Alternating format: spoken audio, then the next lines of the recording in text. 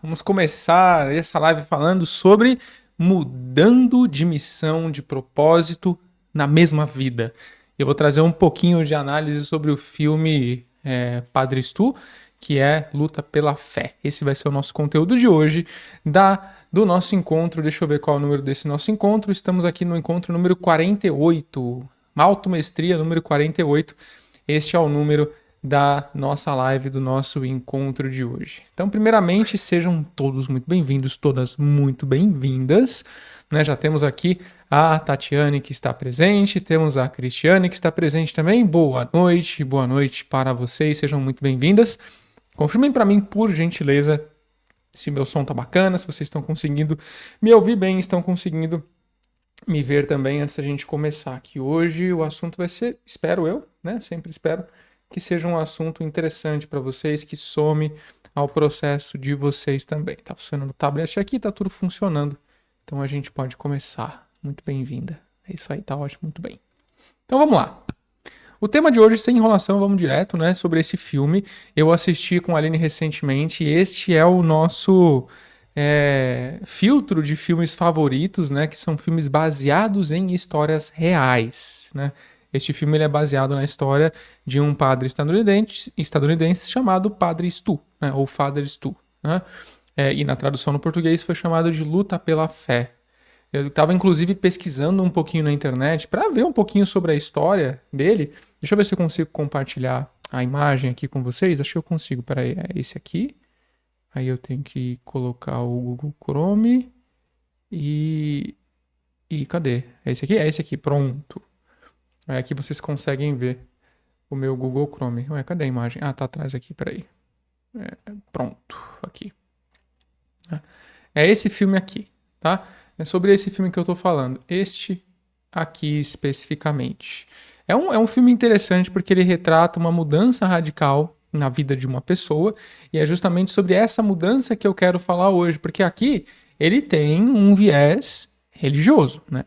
Padre, ou seja, vocês sabem sobre qual perspectiva religiosa é essa. É sobre o catolicismo, mas não é sobre isso que eu vou falar hoje, não é esse o foco do conteúdo, esse nunca é o foco daquilo que a gente traz. Nossa perspectiva é sempre uma perspectiva não dogmática, uma perspectiva não religiosa, mas trazendo a verdade, trazendo o nosso ponto de vista em relação àquilo que a gente vê, e a gente consegue aproveitar informações e sabedoria de todos os lugares, né? Isso é importante se reconhecer também. Boa noite e boa noite também, né? Então vamos lá. O que aconteceu com esse personagem? Por que eu resolvi trazer esse tema para vocês? Porque muitas pessoas acreditam, né, têm essa fé de que é preciso passar por uma mudança muito brusca na vida para poder ter uma mudança. E existem algumas razões para isso, não é só uma crença individual da pessoa ou mesmo uma crença filosófica ou religiosa. Isso está no inconsciente coletivo das pessoas e tem até um nome para isso. Quando você chega em um momento no qual uma oportunidade para você avançar para o pós-vida, ela aparece para você.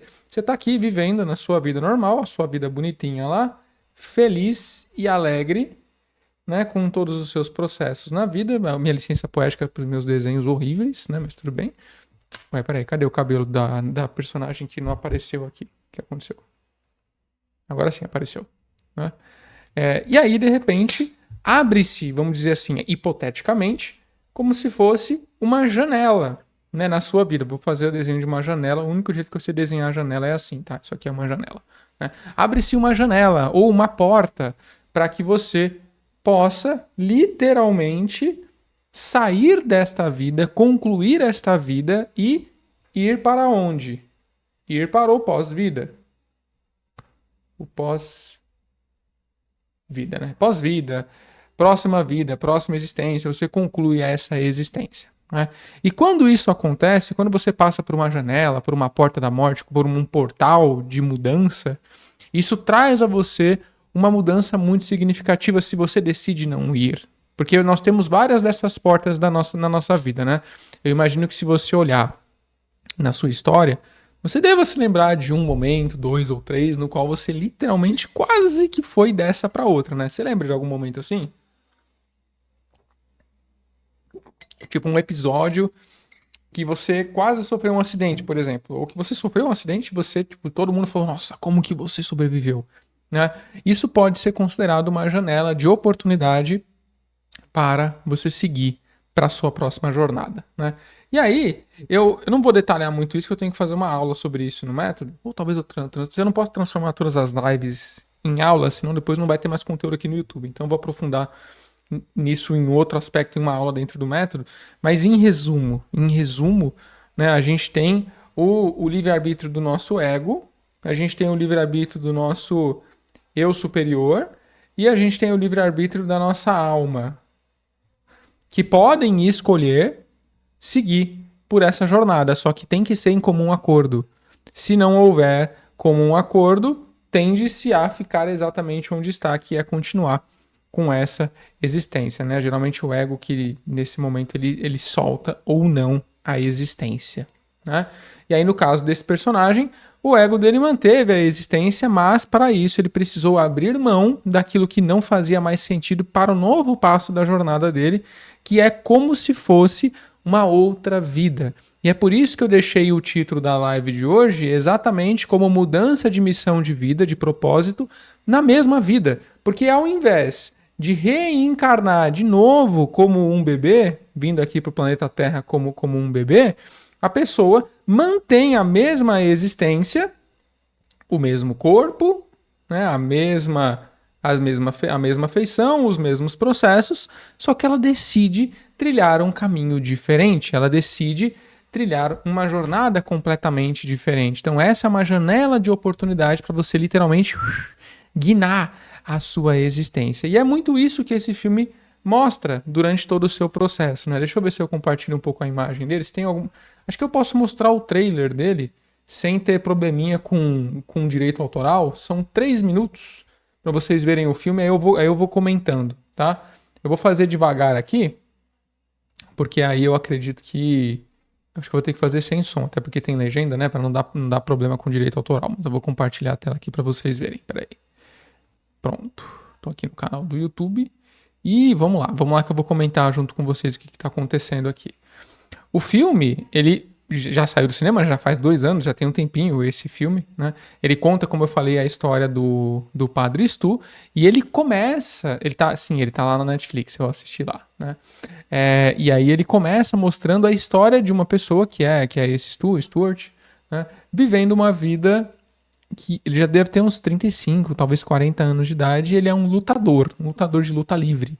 Esse é o começo do filme. Vou mostrar aqui rapidinho. Vamos lá, olha aí, ó. Ele é um lutador de luta livre, né? E ele quer descobrir quem ele é. Ele descobre que ele não pode mais lutar. Por quê? Porque ele tá começando a ter muitas inflamações, muitas infecções na mandíbula. Vai ter spoiler, tá? Do filme. Se você não quer ver spoiler, é melhor você pular essa parte, tá? Enquanto tá aparecendo na tela compartilhada, né? E aí ele decide que ele vai ser ator. E aí ele vai pra onde? Ele vai pra Hollywood. A mãe dele fala, você tá maluco? Então, olha só, ele teve algumas possíveis portas de janelas de mudança de vida, né? Ele tava lá lutando e aí o corpo dele tava avisando pra ele que não era aquilo que era pra ele fazer, né? E aí o médico falou pra ele, eu não consigo explicar essa infecção que você tá tendo, parece que o seu corpo não quer que você lute mais. E aí ele parou de lutar e foi tentar uma carreira de ator, né, literalmente. Ele foi lá e a moça falou, que a mãe dele, essa pessoa aqui, você vai pra lá, você tá maluco, lá só tem gente doida, etc, etc. Ele vai lá, vai trabalhar no supermercado, tenta ser encontrado por alguém pra ser ator, pra ser visto, etc. Não rola muito isso, só que nesse meio do caminho, nesse processo todo, ele tem umas treta com o pai também, mas isso aí é um pouco história secundária. Ele encontra uma mulher.